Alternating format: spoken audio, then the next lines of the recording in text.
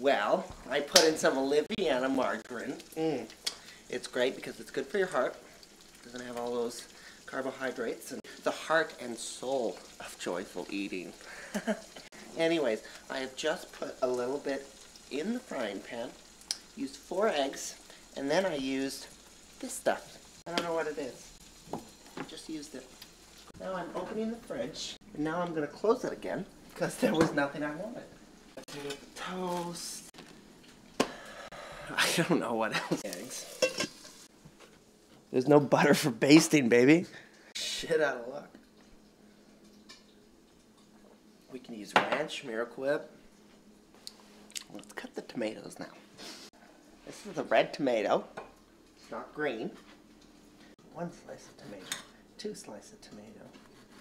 3 slices of tomato. Pop the top of the tomato. Hang on.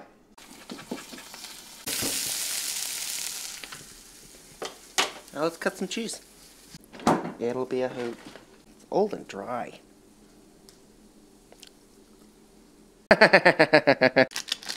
Give you my compliments.